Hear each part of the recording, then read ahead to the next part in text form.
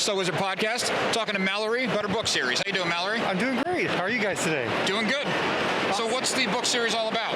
So I created a universe called Aeon 14. I have 110 books in it thus far, and it's a far future science fiction series that takes place from about the year 3000 to the year 9000, and covers a lot of things. Covers like human evolution, how we like modify ourselves and become a lot different, and also covers how we deal with living with AIs. Like basically, we create another species that we now have to share everything with and whatnot. So it's sort of it explores a lot of these human issues that we deal with and how they're going to be in the future, while still sort of having a positive outlook and an uplifting outlook about what our future could be like.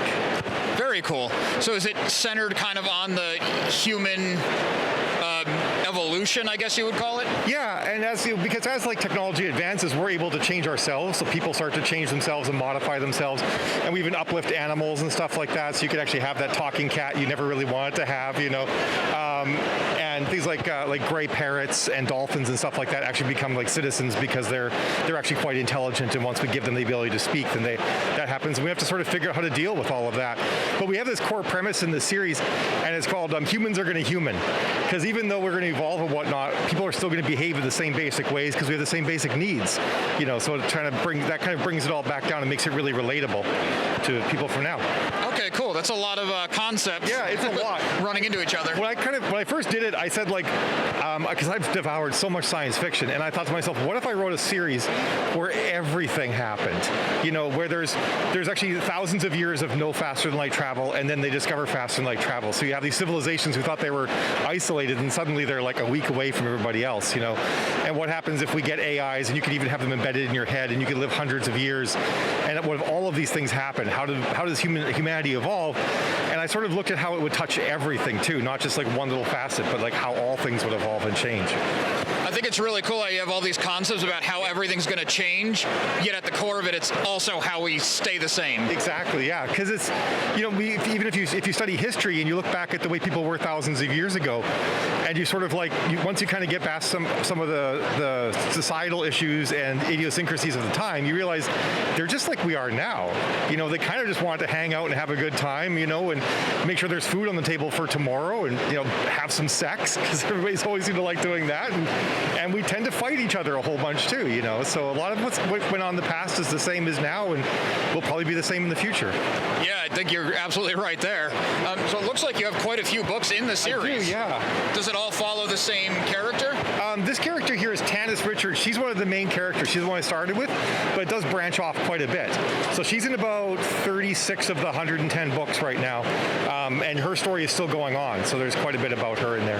You have 110 written or planned? Written, yeah. This is actually just a small sampling of the books that I have. Wow, you've been busy. I have been, yeah. It's a hard science fiction series too, so all the science is really well researched. I have multiple physicists and biologists and whatnot that I've consulted with on the books, and some of them actually are co-authors on some of the books even as well.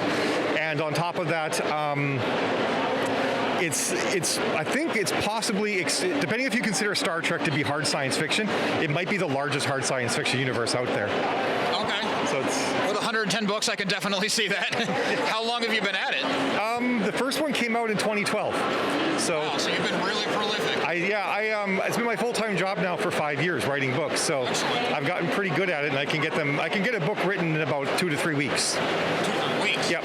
Wow, including research or all the planning up front? It's a lot easier now because the universe is so well established, and all the science and rules are so well established that it's just like, here's a book in this particular setting, and then here's all the rules, and it's just going to work like this, Just continue the story now. Yeah, exactly. And so many of the characters and civilizations and whatnot have been, the readers have read about them, so I don't need to spend time exposing them and all that stuff and fleshing That's true. It makes a lot of sense. Yeah. So exactly. Is it? It's an ongoing series, but if I bought book 55, would I be totally lost? I've written it so that it's a one massive universe, but there's actually 25 different series in the universe. So I've written it so that every single series can be started on book 1, and it will explain everything you need to know for that series. It's going to hint at a much broader universe that you're going to want to go and explore, but you can actually just stay in that one series and get a complete story. It's a smart way to do it. Yeah. I want to make it so that people can pick it up. And different series explore different themes too. Some of them are like grand, overarching space battles and large political things and whatnot, and some of them are just characters on on the ground in a particular war, or even on a particular planet, just trying to colonize it or something like that. That's really cool concepts. Why don't you tell everybody where they can find it? Sure, if you go to aeon14.com, it's AEON14.com. It's right up there. You can find all of the books. There's a reading order thing there. There's actually a page that helps you know where to start. I have a little quiz where it asks what kind of sci-fi you like, and then gives you the best books to start with, depending on what kind of stories you like and everything as well. Oh, that's cool. Yeah. Making such a big series, you develop new problems that you didn't think you'd have, and where to start is a big one. Yeah, especially at 110, people might see that and be like, I don't know. Yeah, exactly. Yeah. Although if someone wants a quick answer, this one, Out System, is a really good one to start with. It's the one I wrote first, so it's where I started as well. Yeah, that's really cool, and it's awesome that you've been able to convert your passion into your full-time gig. Yeah, it's amazing. Not a lot of people get to do that, but I've lucked out. Well, thank you for taking the time. Absolutely. Back to the con. Great. It was nice to meet you guys. You too.